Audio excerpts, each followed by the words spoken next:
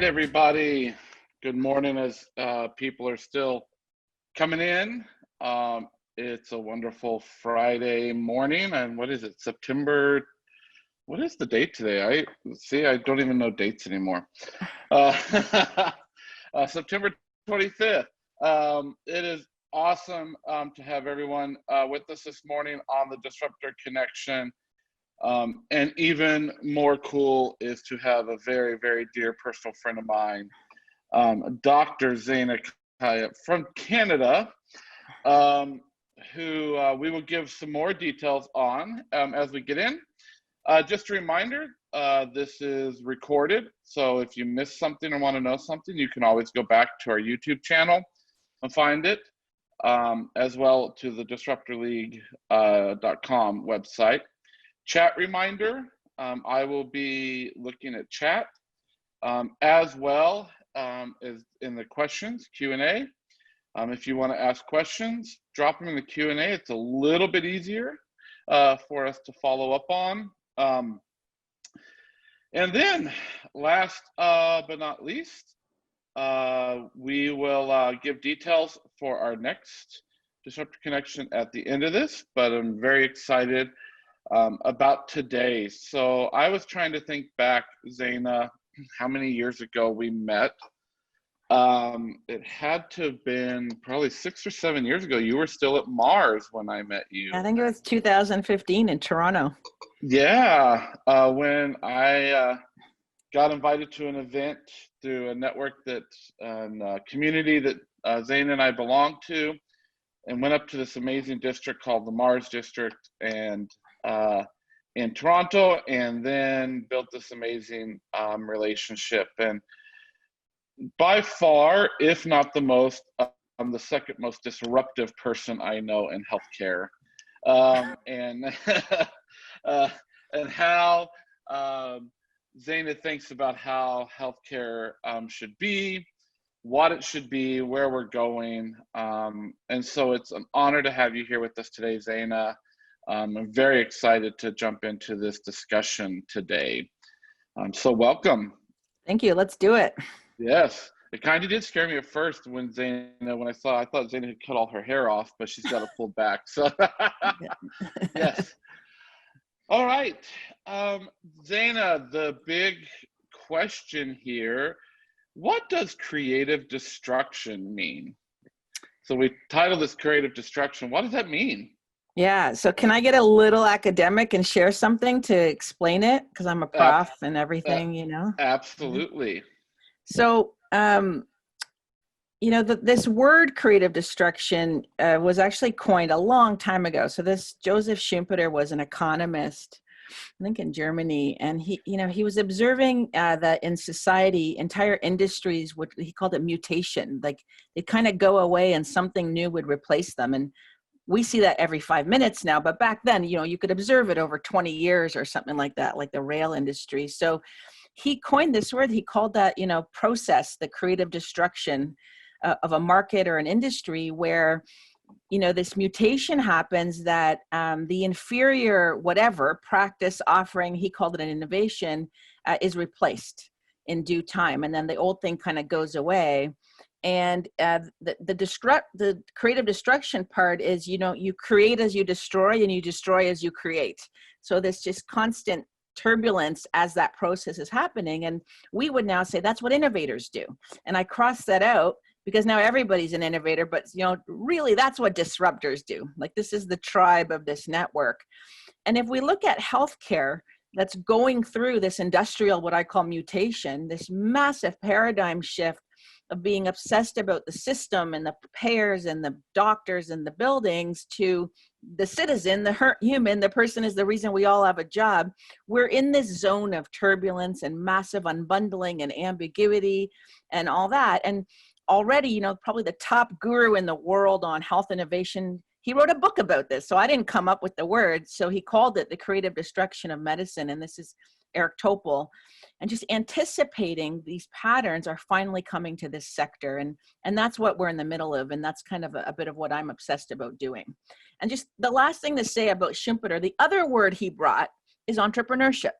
So two huge words he kind of gave society. And again, maybe, back then the entrepreneur was a savvy business person who introduced the railroad or, but really that's the entrepreneur is just the person who does innovation.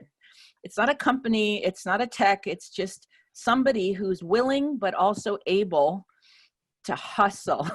And, they have to have the vision and the impulse to fight for that new thing, but get a buzz and a joy out of doing it. That's to me, the disruptor tribe, and that's who we are. So hopefully that gives you a sense of a very long academic answer to your question. Well, so let's dig into that even some more, because I'm actually putting my little notes out here to everyone. I love what you said about the create is you destroy and destroy is you create. How do we do that in healthcare? So, a lot of this is kind of classic methodology that anyone would think about when you're designing anything new. Is you're trying to minimize the learning cycles as you create and then destroy. So you try it, something doesn't work, you throw that away, try the next thing, something doesn't work. So it's kind of that. But the difference is, if you're really doing true creative destruction and what I call true innovation and therefore true disruption, you're not doing that for an app that you're designing, right? Or, one product or one service, which does go through that similar kind of failure cycle of iteration. You're doing that across a bunch of variables at the same time, because if you're doing something really important and hard, you're touching, probably an experience of a patient, experience of a nurse or a doctor. There's probably some tech in there. You're probably playing around with the business model and the payment model. You might have to change policy and innovate on policy. So it's that ability to create and destroy all of those things kind of at the same time. And that's not easy. And that's why you kind of need really good training in this stuff. Well, yeah, I mean, right? Like, so Zayna, you have been in healthcare longer than I have, 10 plus years coming, into healthcare. And it's not an easy challenge. And, people are so afraid of this whole concept of destroying things in healthcare, right? Like, because, oh my gosh, you're going to, kill somebody, you break somebody, but that's not at all what we're talking about. But it's looking at this systematic approach to innovation. And I've always said this, and Zayna, you and I've had conversations about this previously, that it is not, we don't do innovation for innovation's sake, right? And so because of that, you sit within an organization that is really been challenged even, and I think of creative destruction happening in healthcare, with what we're going through in the pandemic. So how is an organization at SE Health, how are you doing creative destruction there right now in the middle of this pandemic where you could potentially have to change business models? Yeah. So, and I think just to emphasize exactly what you said, that's why I love the word creative destruction, because there's an intentionality, there's a deliberation, and there's a methodology. And I think that's at the end of it, all you can hang on to if you're trying to do this work is, do you have a methodology, like a true theory of change that is proven? And there's a million out there, so it's not hard to find. And are you working on important stuff with a team you love? If you've got those three things, that's all you can ask for, because there's a lot out of your control. So that's just kind of context. So yeah, so I work for St. Elizabeth Healthcare, SE Health. We're a 112-year-old nonprofit social enterprise in Canada, and we are primarily in the home space, delivering care primarily to older adults in their homes, wherever they are. And so as healthcare moves from a facility-based paradigm to kind of care anywhere, those are the futures that our team is trying to help guide our organization, but really our health system towards. So that's the context. So we've had a methodology and a theory of change, and our good friend Paulo Corre helped design it for us, that we apply when we work on different futures. And so that doesn't change in a crisis. You still use your methods, you can't ditch them. However, we absolutely, we banned and stopped a bunch of stuff that we were doing that is still important, and I wish we could have, but it didn't make sense in the times. So we had to dismantle some projects. we doubled down on a couple of others. And then we started a couple new that we wouldn't have done if the COVID wasn't there. So I think it's just really forced both a rebalancing of priorities and I think an acceleration of this work at a pace that we would have never worked at if we didn't have a crisis to help guide our organization through. I love, Zayna, what you talked about there is, you have to have the methodology, and obviously people love them. People think, but there is some points in the middle of these crises, right, that you have to go, oh shit, I know we have this methodology and this process, but we may have to abandon this today to work on this, right? And not that you won't come back to it, yep. But no, we might have to actually abandon this, or we can't get through what we're going to get through, right? And I wonder, in your opinion, do you think organizations, and I know you look globally right now as well in healthcare, do you think organizations are willing to do that in this time, or do you still see it as a big challenge? I mean, I think a big driver of why some had to abandon, and in our case, that was one of the reasons, is if you have no money, right? In healthcare, like some organizations are seeing 30 to 80% drops in volume. Well, whether you should be doing or not that project, if there's no money to pay for it, if your funding's pulled out or your partners are pulled out, then you are abandoning. So, I mean, some is just forced attrition, but other is more a bit of, I think, what you're getting at, which I've seen all the time, and we're just as guilty of. You've put your blood, sweat, and tears into something, you're 2 years in, and you just feel like you've invested so much, and startups do this all the time as well, but all the signals are telling you it's time to stop. And it's just not the right time. And I think having the courage to do that is challenging, I would say, the first time. But once it just becomes part of how you work, it's just what you do. You have a portfolio of stuff, and 2 or 3 of the 30 are ever going to pop. And so it's just normal. So we had a KPI when we started out our team of our, let's call it, failure rate. But really, it's just how many of the things we work on that we put in resources and time and everything, ultimately, make it to the next stages of our, methodology. And we expected at least a 70% failure rate. And I think we're at about 90% because of COVID, because 3 of our big projects got shelved. Wow. But so we expect that. So it's once you do it enough, it becomes normal. But the first few times, it's really hard. Okay, so we got to dig into that, though, Zayna. So, you've got people on here that work within hospital systems listening to this, work within, healthcare systems. How do you sit and tell your senior leadership team, right? And I know you have a great relationship with your CEO. How do you sit and tell her, our KPI is this failure rate, and we're at a 90% failure rate. And that's great. Give me a bonus. But to me, asking that question would be the same thing of going to a venture capital fund. And these are the best in their industry who look at signals and make bets on high growth industries, and saying, oh no, you're not a good VC because, you have, you've got a 1% hit rate. 1 to 5. No, that's what innovation is. It's a game. It's a numbers game. It's a portfolio game. And I don't know if you remember, Sean, the conference we had done when we did a 3-day failure conference in Sacramento. And we, I just love that we used the restaurant industry as really our metaphor and our anchor through this 3-day conference. And it just made so much sense when this, one of the top chefs, he was like the Anthony Bourdain, I think, of California. He had Mulvaney, right? He's like, when I go to make my masterpiece dish that I've been thinking about, and I know, customers want it, like, do you think it works the first time I try it? Like, no. And maybe, for the menu for the week, he thought he would do 20 dishes, but only 2 worked. Like that's the point. So to me, if you're an executive or you're on an innovation team and you're reporting your dashboard and you've got green lights everywhere and 100% success, I'm sorry, you're not doing innovation. Ooh, I like that. Right? 100% success means you're not doing innovation. Fire the innovation team. Fire them. They are not helping you. Yeah. Awesome. I love that. All right.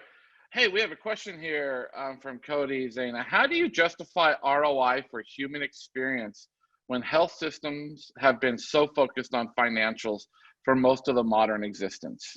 Yeah, I think, that's like an ongoing question. So a couple things have happened, I think, to make the water supply ready for, let's think of legs of a stool. And I think now we do have a framework finally in healthcare that there's 4 KPIs that matter. So for sure, cost, no question. Health outcomes, no question. That's kind of a given. But the 2 that have been added, equal leg, equal weight, is experience of the patient as a metric that is as important as cost, and experience of the health professional, the nurse, the doctor, whoever. Equal leg. So it's called the quadruple aim. Somebody could probably put a leg. So that's, to me, the winners in innovation are optimizing against all 4. Because if you're optimizing against cost savings, sure, that's a massive interest, but not really innovation, and you can't cost cut your way through reinventing healthcare. That will lead to efficiency, that will lead to some rationing, but that's not what we're talking about. So the ideal is if you optimize for all 4, and there's a way to do it. Yeah, I love that. And someone put here, Chelsea put, Zayna, a professional baseball player Same only thing. gets a hit 2 or 3 times out of 10, right? Yeah. Who's So, watching the NBA? yeah, that's Go right. Jamal Murray. Like they love the statistics of 30% shooting.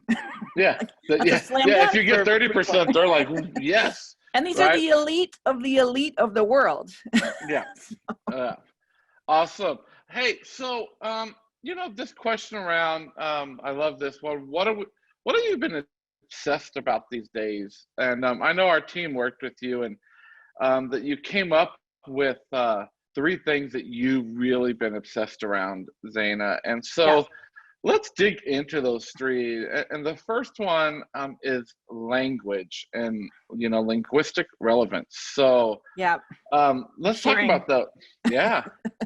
So I've had an open file for a while on certain topics that I'm like, something's interesting there. I just so everyone should always have an open file, and these are my 3 open files. So language, org theory, and business model. So on language, I've been collecting words. I have an Evernote of all these words. So banned words, morphed words, and just new lexicon for healthcare.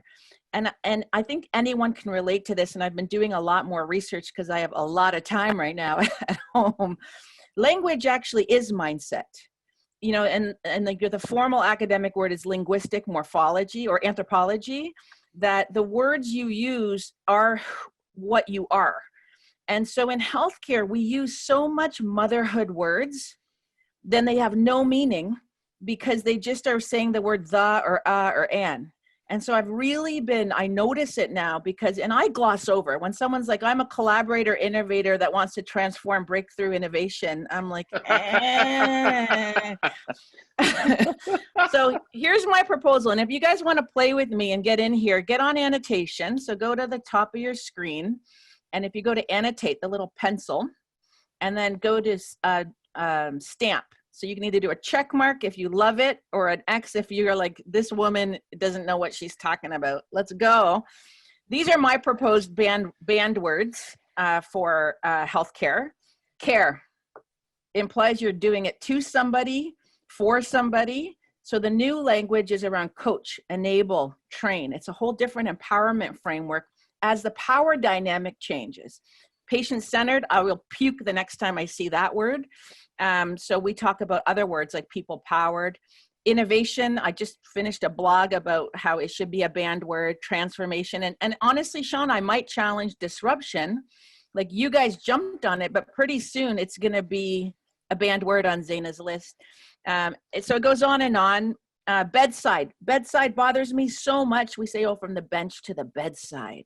Bedside manners. That assumes the bed is the unit and the currency and the obsession. And that should be a failure of healthcare if people are sitting in a bed all day. That's like being proud of your prison beds and saying, great, we do social care because we have lots of prison beds, So anyway, so that's one. Let me just get out of annotation here because I can't advance. Give me a sec. Find my mouse. Okay. So then there's morphed words. Just give me a sec here. I can't get the X. Oh, who's Harding? I am.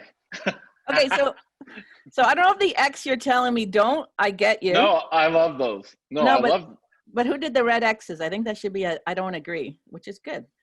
I'm provoking a bit. Oh no, I actually did the red X's because I actually do agree. I did them wrong. It should be a check mark. That's okay. All right, so here I'll put my checks over and see there. There we go. Okay, then I've been catching these what I call morphed words. So instead of the future of work, because we're looking at an aging population that's going to be alive to 120. Like, are you kidding me? They're going to retire at 65, and work isn't the currency anymore. That's an industrial era currency, right? It's the future of worth, and that's actually trademarked. Not retirement, rewirement, repriorement, new priorities. Then these like plays on technology, nanotech, granny cam, necrotech, death tech is exploding right now. We've been looking at some new partnerships. I love old Cella. So the raves and tea parties and mosh pits for the older people. Grandfluencers, there's these women on Instagram who are rocking it, with influencing. And then just positioning of loss. You're not losing your license when you can't drive. You're retiring from driving. As an example. And it goes on and on. I think the word EMR and EHR has to go, electronic medical record, electronic health record. No, it's your life record. It's your collaborative health record. Can we all be healthists? Like there's environmentalists, with this whole movement of kind of health first, et cetera, et cetera. And then like new words that are coming that will be in the lexicon, right? So, we don't talk about just the patient. That's not the only beneficiary of healthcare. There's a family member or somebody with them. It's the unit of care, the person served, the citizen, whatever. So I can go on and on. I have like about 100 of these. These are just some of the ones I wanted to put and just see, what's the energy of people of which ones you would vote for, if we had an Oxford Dictionary of healthcare. Yeah, so wow. And for those of you that don't know how to annotate, go to view options, and it's right under there. You hit the word annotate. And instead of getting, I was getting confused with checks and X's, I'm just putting my hearts everywhere. You can scribble. Yeah, no. So this is powerful of how you have spent the time, no surprise to me. And you and I have had several conversations, Zayna, around even the word disruption, right? As we were looking at coining the Disruptor League. But I'm at awe at how you have taken some of this. Yeah. Let me ask you this question. What got you so interested in doing this? Like, what was it? So I think, a lot of what we do that are in this world, I often say, if you break up the time of somebody on, let's call it an innovation team or in this work, about 10% of your time is just communicating. It's got nothing to do with doing the work in the trenches, right? Because there's so much ambiguity, there's so much confusion, there's so much noise. The ability to bring clarity and intention with the words you use, how you show your presentation, all that stuff, it actually is a major driver to change. And so that's why, like, I just find when all the motherhood words always get used and they get used wrong, like people use the word innovation to describe quality improvement. Well, now you've just taken a ton away from innovation that you're never going to get back when you do that. So that's why I think words cut, and they're really, really important to get right in healthcare. Yeah.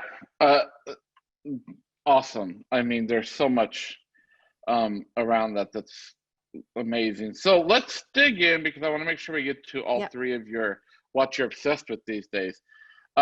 Organizational theory. Yeah. So maybe whoever can host, just clear off all the pictures off the drawing, just put them in the trash. So if you look on the kind of the middle of one of the banned word or morphed words, I'd say, banning the word direct reports and talking more about direct supports. You don't talk about reporting lines, which is, again, hierarchy, command and control, industrial era concept of org. You talk about supporting lines. And so there is a whole movement of, banning our kind of concepts of org theory, which were very much an industrial era. Let me go back here and show you, org chart. This is GM's structure from, I don't know when, early 1900s. That could be, any company today. We still do this, right? Because the industrial model is cones of expertise that produce. It's a production model. Well, that's not the messiness of healthcare. And most problems left to solve in the world can't be solved on a production model with expertise and, all the smartest people at the top and the worker bees at the bottom. It's actually inverted. So there's a whole lot going on with new models of org theory, et cetera. And, I've had a chance to finally dive into some of the theory that's coming to apply. And these are 4 of my favorite books on this that I'm trying to take pieces of and apply in our work. I love The Corporate Rebels, and just they're bringing methodology to just shaking up every assumption of the workplace. Of course, New Power is like my all-time favorite book. There's so much in there for healthcare. And then Gary Hamel, the Harvard, or the guru of management, his Humanocracy book has toolkits. You could do hacks in your org to play around with challenging your org models. And they give tools to do that, like little workshops you can do. And then Holacracy takes it on steroids. Like Amazon, I think, is somewhat organized on a Holacracy model. Zappos, others, it's really an organizing system that looks nothing like what we know. And I know pieces of it I've experimented with it and I really like. So I think org theories, org models, to me, this and my next one that I obsess are the lock and the key of making healthcare work. It's not about tech. It's not about money. It's about how we organize ourselves, because we are stuck in really old models. And I think that stops us from doing good work. Wow. I actually just took a snapshot of, I've read a couple of these, but I took a snapshot of all 4 of them to remember to go back and look at these, because even a project I'm working on and we are working on within Mofi right now is around what is the right org structure that we should be putting into place. That is a powerful. So how are you looking at this then? I mean, you're studying this. What are you doing in your role as a leader today to look at organizational theory? Yep. So one of the projects of our futures team that had been shelved because of COVID, and Sean, actually, you were helping us a bit with it, was around kind of, at the time we called it a customer obsessed culture, but we're changing that. It ends up being an org transformation project. We just kicked it back off. It's become so important, because of that quadruple aim: staff experience, patient experience, a cost structure that we can work with, and then a great outcomes. So we when you start there with your goal, you work back. What are the root cause? It ends up being org stuff. Yep.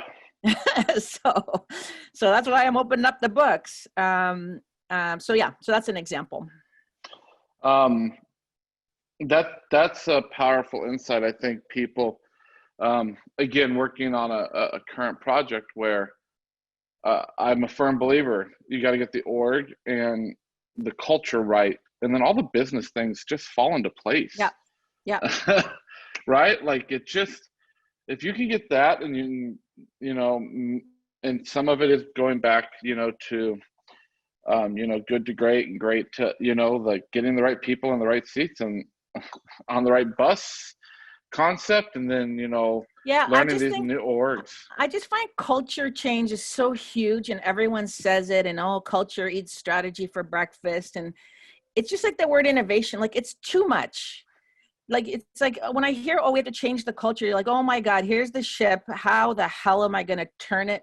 Whereas like I look at Kathy's comment here, it's about org, it's about decision rights. So again, when we get to org structure, that is decision rights.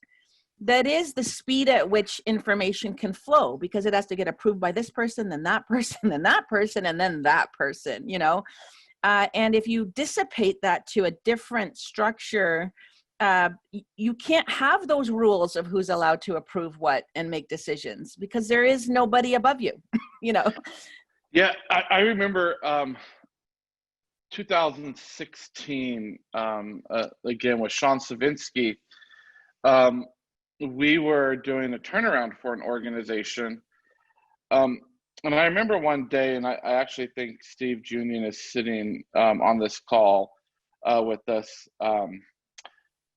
Steve was our chief of staff, and I had, I think, 10 or 11 direct reports at the time as we were trying to do this turnaround. And I walked into a room and opened up my Microsoft Outlook email box, and it had like 660 emails in it that I hadn't read, right? And I walked over and I hit delete and deleted all of them. And you know, many of those emails came from the 11 people sitting in the room. And my whole point of that is I said to them, if you're having to send these emails to me for me to make a decision, then maybe I don't have the right people in the room.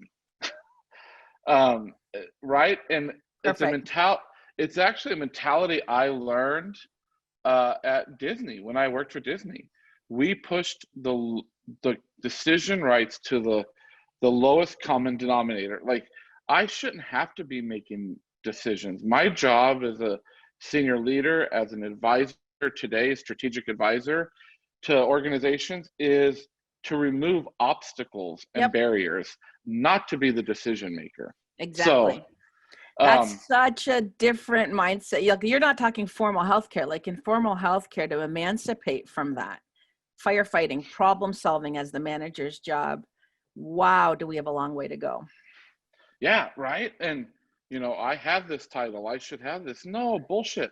I've heard Sean Savinsky say that before, Zayna, around that, you know, headquarters offices are just an expense that could be done away with, right? Oh yeah, Like if headquarter, all that's language, right? Head office. What does that imply?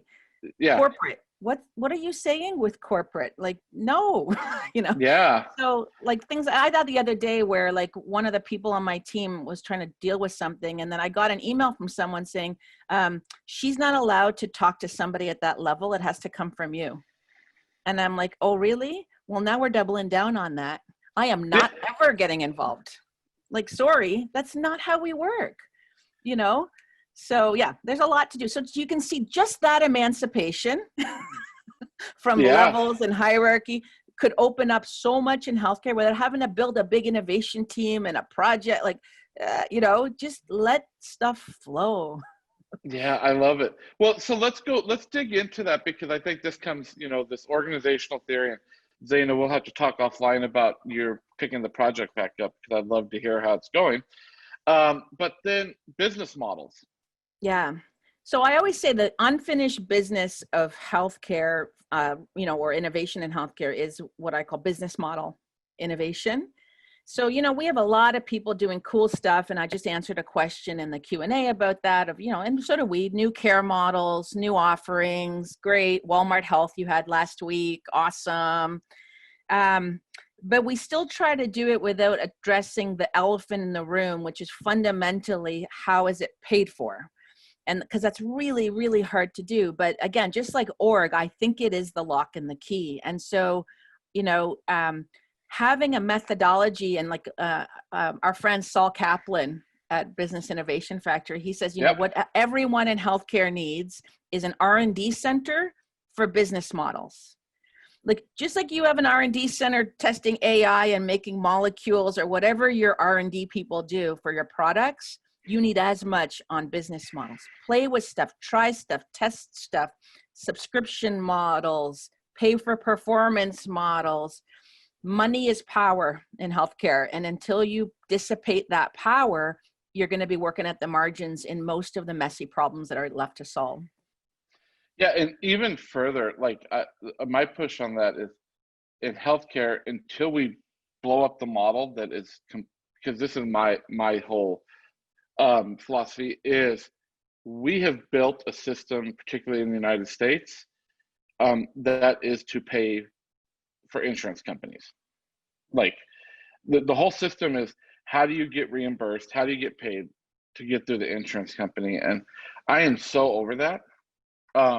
You know, and the initial work, you know, we did for 2 years at Walmart was around, how do you take that person out? And they proved that model.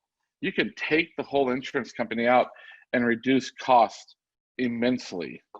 Right? And so our friend Daniel Kraft says we don't have an evidence-based healthcare system. We have a reimbursement-based healthcare system. Amen. That's like the white hanky.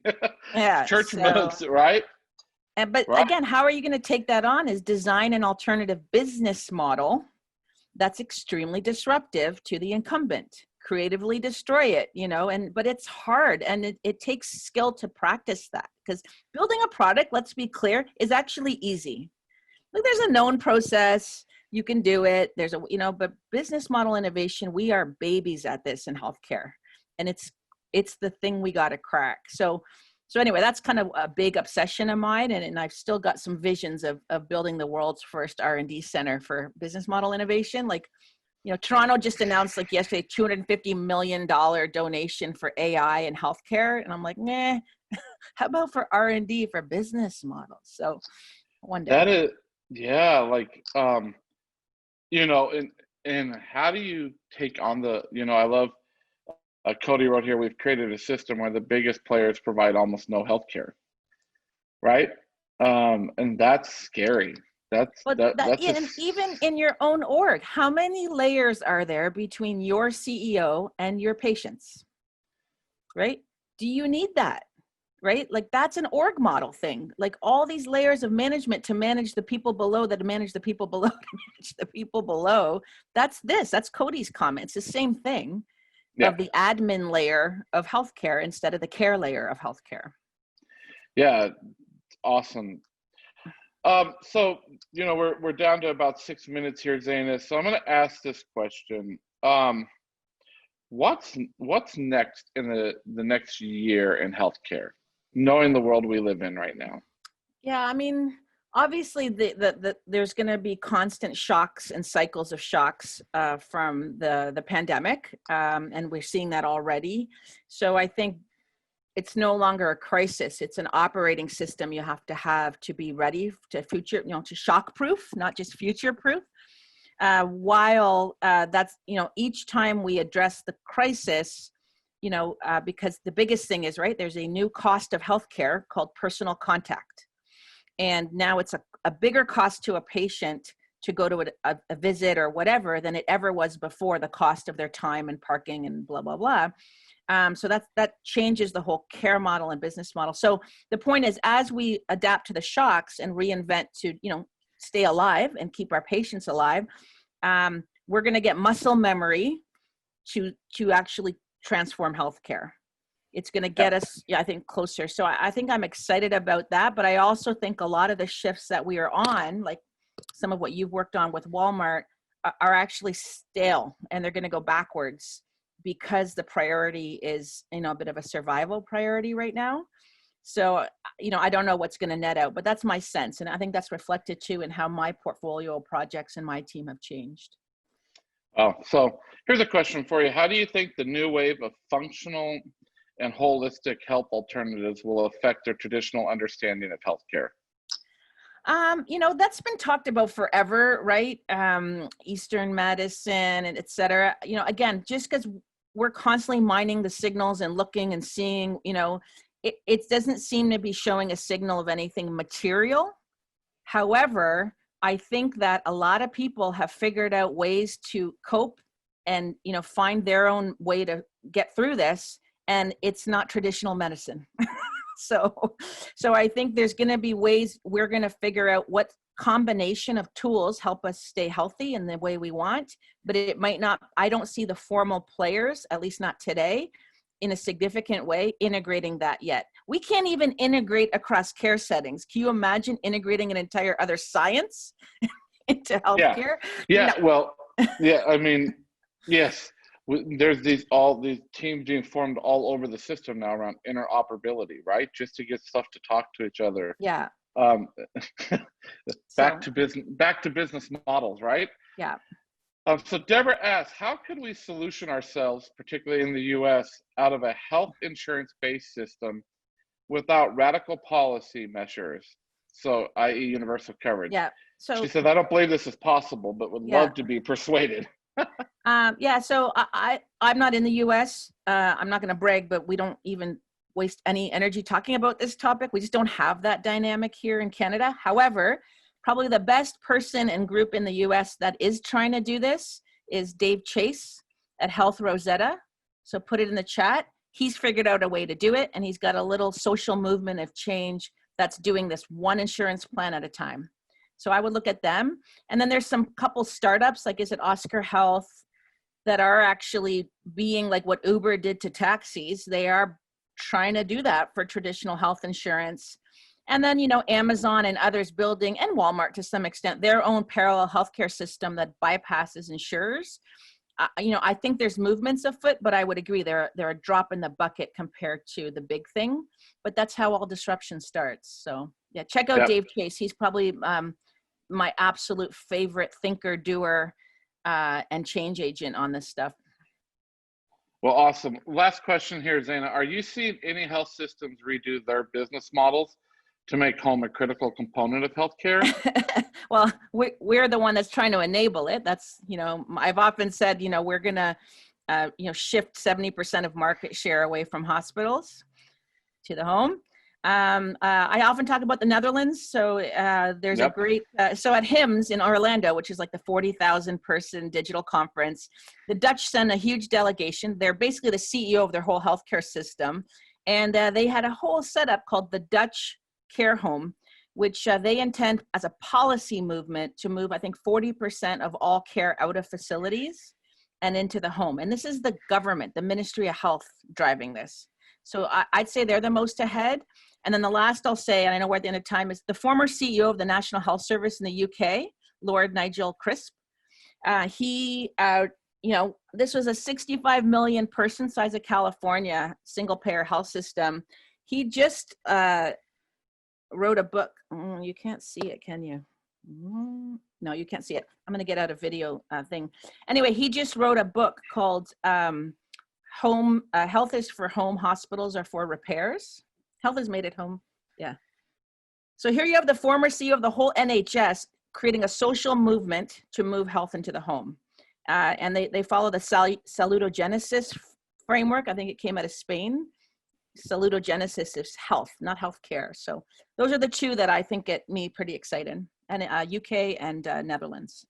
Well, awesome. Thank you, Zayna. Like, we can pick your brain all the time here.